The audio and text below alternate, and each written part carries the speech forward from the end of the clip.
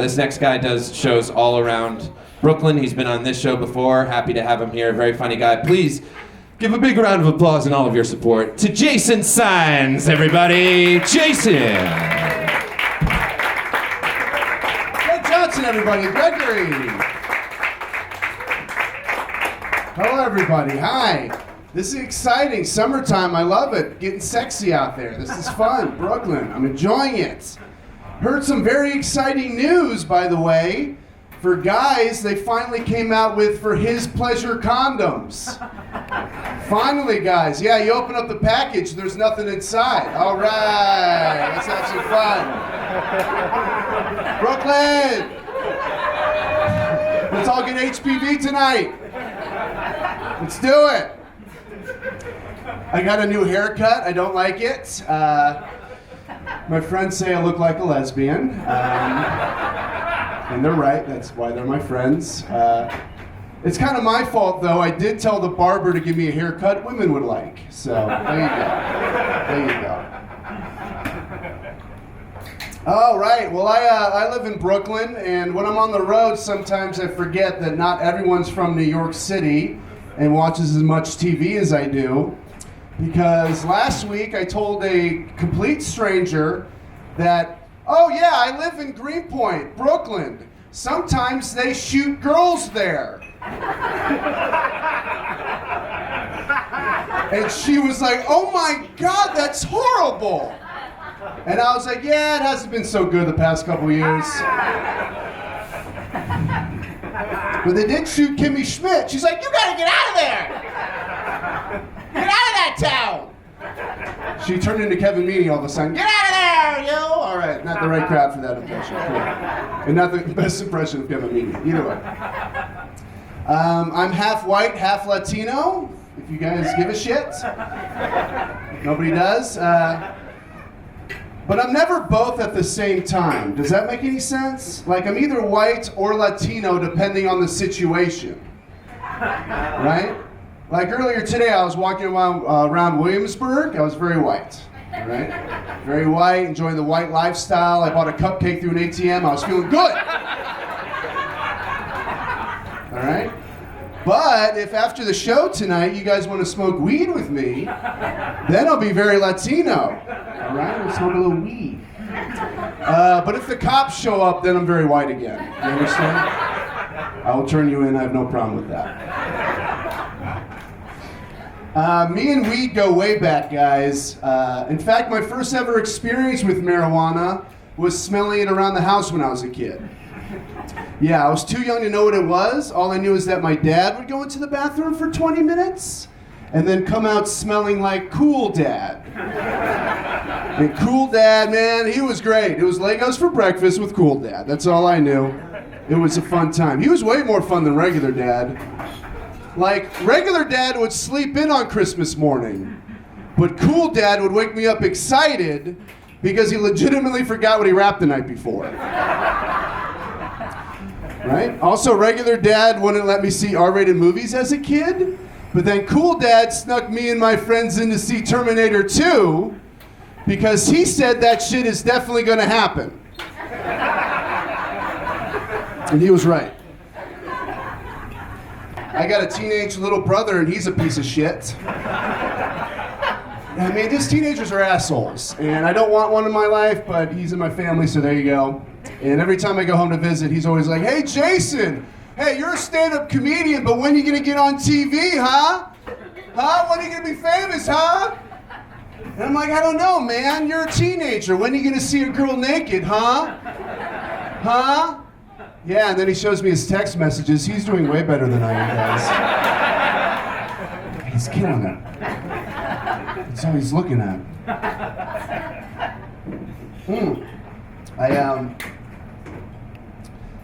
I like going to the movies stoned. That's fun. Last summer I went to go see a movie called Pain and Gain.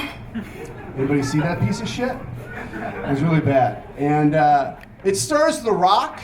And I thought it'd be like a fun heist movie because it stars The Rock, you know? No, The Rock plays a murderer in that movie, guys. And there's a scene where he cuts off his victim's hands and then starts grilling him on a barbecue outside of his house. And I didn't know what to do. But I'm a comedian, you know? So I leaned over to my friend and I said, hey, you smell what The Rock is cooking? And I killed. Oh, I did way better than I just did right now, guys. Like, that theater loved me. And when you're a comedian and you have a good joke, you can't let that joke die. So I went back to the 7:30, the 8:15, the 9:45, the 11 o'clock. It was the greatest night of my life, guys. But that joke cost me $300. It was worth every penny. Anybody here been arrested? It's okay.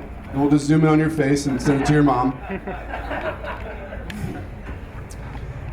This is pretty embarrassing. I got arrested a couple months ago for jumping a subway turnstile. Yeah, right? That's like the lowest form of crime you can commit in New York City. Like, even guys that shit on the street look down on us, you know? They're like, come on, man, it's only $2.75. Have some self-respect, you know? You get out of the way, I gotta piss in that corner. It's like really sad. And I didn't even get to enjoy it. Like, I got caught as soon as I jumped over. I got like caught by one of those ninja cops, you know, that trained in the wilderness for 20 years and then come down from the ceiling and get...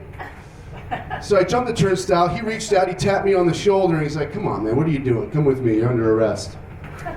And you know you're doing something lame when you can be arrested by a tap on the shoulder. Like, the only more embarrassing way to be arrested is through email. What are you doing here? Oh, I clicked on the link. Never click on the link. They feed you in jail, if you guys are wondering. Yeah, Brooklyn's finest, they take care of you. They gave us peanut butter sandwiches. No jelly! Because we had to learn a lesson somehow, right? What's funny is that, or not, I guess not funny, sad, is that I'm a broke comedian, right? Like, I make peanut butter sandwiches at home all the time. So it's really eye-opening and humbling when you go to jail and they feed you exactly what you had for lunch.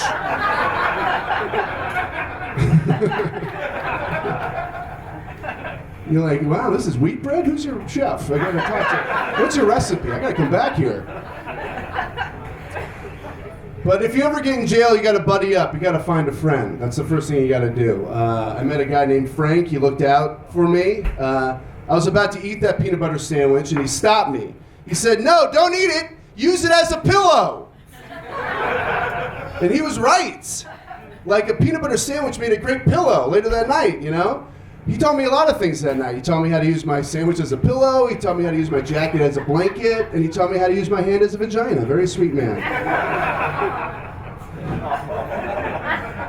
You're right. You guys are right. You guys are right about that. Speaking of jail, I've been married before. Let me do that one more time for the camera. Speaking of jail, I've been married before.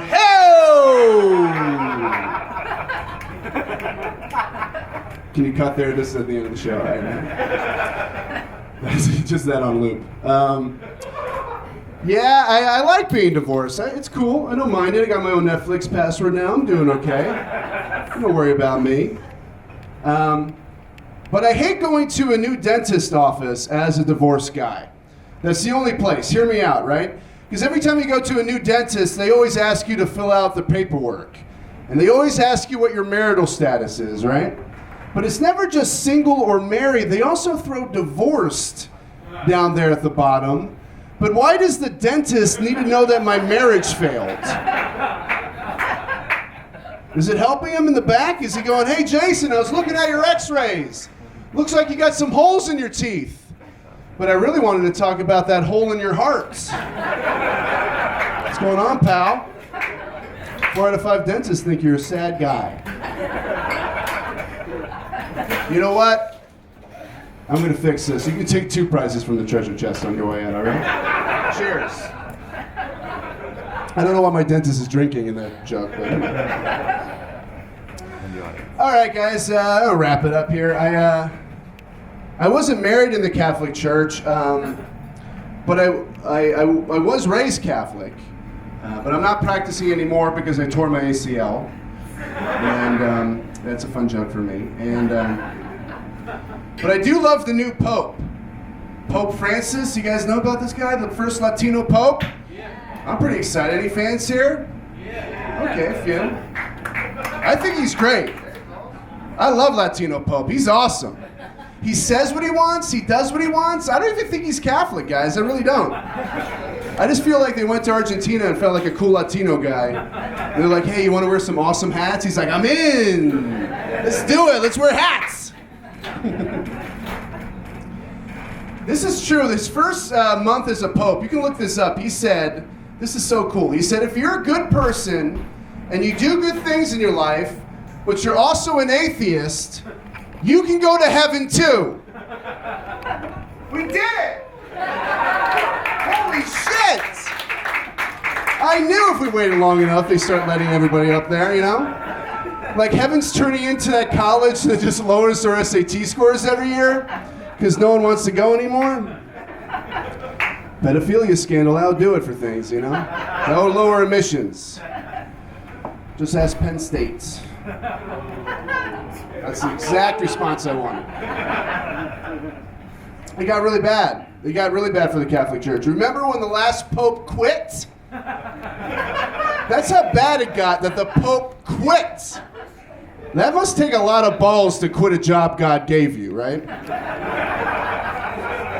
Holy cow, how do you do that? And you go, hey, I know you're the Lord Almighty and you've created the heaven and the earth, but I gotta get out of here. This pedophilia scandal is a little too much for my moral compass, and I was raised a Nazi. So we're gonna get out of here and play golf or whatever we do if we don't die. But we got Pope Francis on board. He's really cool, man. He's letting atheists into heaven. He's letting dogs into heaven. He's letting everybody in. It's great. He said, come on, let's all go. We're all going to heaven. It's a big party up there. There's plenty of room in heaven. Come on, let's go. There's plenty of room. I'm Latino. I'm used to fitting 15 brothers in a Corolla. Let's go. Latino Pope. I'm excited about Latino Pope. What's next? Soon all the communion wine's going to have pieces of fruit floating in it. Latino Pope.